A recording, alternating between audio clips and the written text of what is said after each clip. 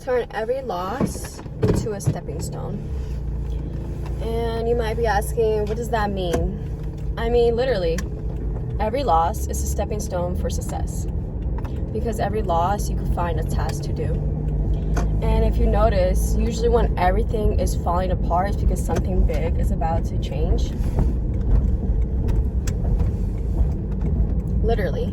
And that's how you should take life. Every time you are losing, you feel like your life, you feel like there's obstacles happening, you are much more open to change than before. Because it almost feels like you're forced to. Gonna just, like how I just did right now. But yeah. Every time you lose something, every time you're going through fear, every time you feel like you're uncomfortable in a situation, take that to your advantage because there's something to learn there. There is something that God is exposing to you that you need to work on. And if you don't believe in God, then it's the universe. And if it's not the universe, then it's your body literally telling you there is something here that you need to work on, whether that's a limiting belief, whether that's a trigger, whether that is fear, right? And one question you need to ask yourself during this moment is this how I want to feel? Are the thoughts that I'm having right now is going to lead me to where I want to be? Is this emotion benefiting me or helping me right now? Probably not. And the best way to work on your fear, your losses, being uncomfortable is literally just exposing yourself to them and working through them. And I always tell people this, and I'm gonna use myself for an example to make it easier to explain. My trigger is yelling. My body starts to shake.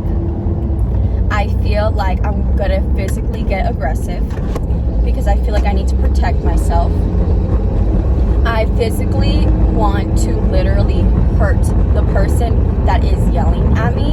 And if it's not that, I want to just run away from the situation, ignore the person. I can't even physically handle being in the same room when I feel like, or I am getting yelled at, because I start to shake, I start to get the nervous sweats, and I feel like somebody is going to physically hurt me, right? And of course, I have this trigger for certain reasons from my past, and that is why we have fears, triggers, because of things that we were brought up by and made to believe that will cause us danger.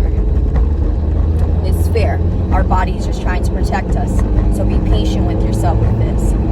So in that moment when somebody starts yelling at me or something triggers me, I literally walk myself through the process and I'm telling myself, I can handle this. I am safe. I can stand my ground. I'm a different person. I don't need to be upset by this. I don't need to take this personal.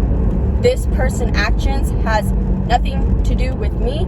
The only thing I can control in this moment is myself, right? And then even if I'm literally physically shaking, because my body will respond first before my thoughts, I will literally act. I won't even believe what's happening to my body. I will literally fake it until I make it. And that's with anything. If I have a fear of, let's say, planes, I am gonna go to that plane. I'm gonna go on the plane until literally I become used to going on that plane. And that's with everything in life that you need to do. Every time you're afraid to do it, do it. But don't just do it and like expect the difference. Do it and set a good intention. Do it and face the problem and know that it's benefiting you. And a question you need to ask yourself, with this fear, is it gonna get me anywhere? And do I wanna be 80 years old on my deathbed thinking back to myself that I let my fears control me? No. Why would you wanna be living an average person life? Why wouldn't you want more for yourself when you do deserve more? But you need to make the actions happen. And what I mean by that is a lot of people get scared to do the task of facing their fears, of facing their losses, because they feel like it's hard. They have never done it before.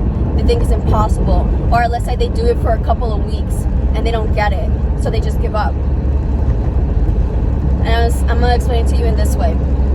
When we are children, what are children doing most of their childhood? They're literally learning so that it can become normal in their everyday life when they're adults.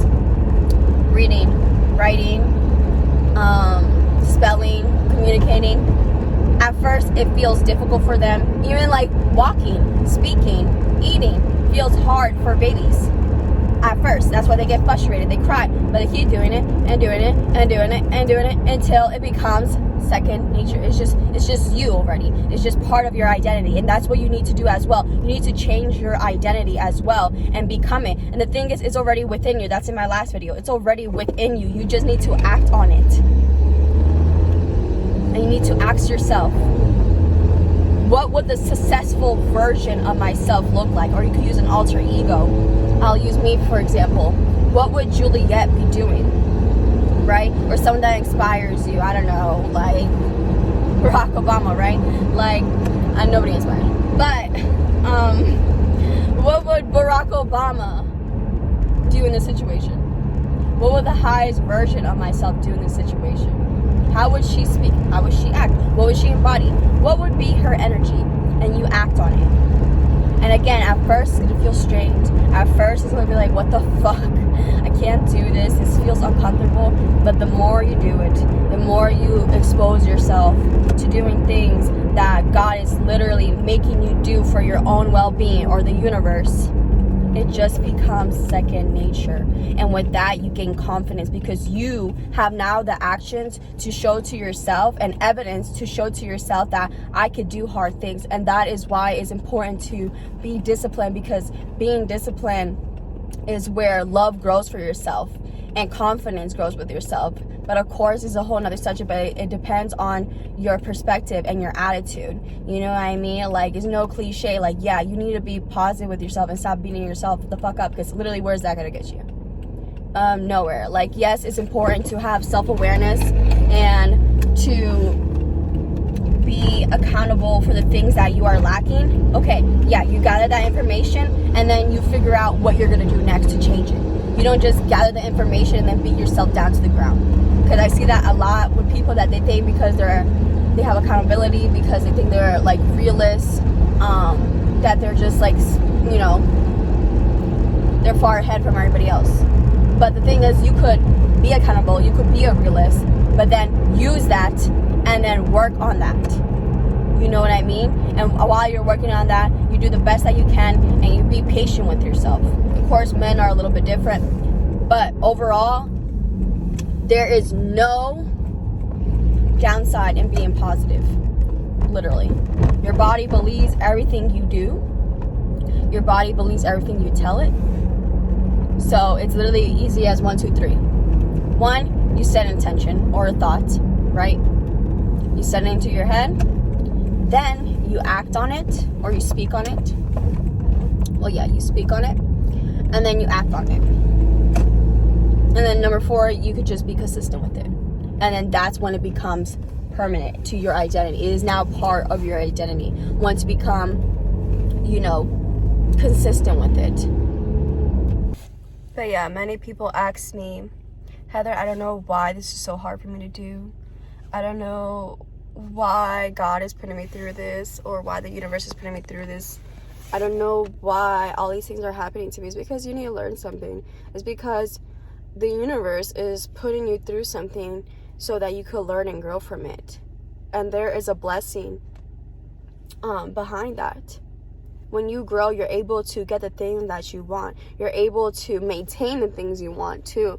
And that's why I always say good things take time, because when you just get it handed to you, what's the point? You're going to end up losing it. You're not going to be able to know how to maintain it. You know what I mean? And sometimes the universe or God will give you these tasks for you to face to see if you're able to handle the next chapter of your life. And that's why I always say, every time you feel like you're losing everything, you're more open to change, because you want good things to happen to you. And that's with everything, like I just said from the beginning. You need to take your losses as stepping stones. Use it to your advantage. Do something with it. You know what I mean? Find what you need to learn. Find what you could do with it. Find how you could grow from it. Take every, painful experience and see how you can make it into your advantage. You don't have to be like a victim. You don't have to be a victim to your life. You choose. You have to take responsibility for how you react to things and what you want to do it, because it's a big as example is there's either people that, you know, they grew up in an environment where they grew up in an abusive household, probably like adopted or abusive parents, and then they become abusive adults and just full of anger. And then there's people with a beautiful story of that they went through all of that, all their childhood as well, and then they became, for example, high honor students. They went to college, they have a bachelor's, they're now like, you know, I'm trying to think of the word. They're now a lawyer, and they have a beautiful family, they have a beautiful home, and they have healthy children, and they have now a healthy relationship with themselves, with their wife, and everybody around them.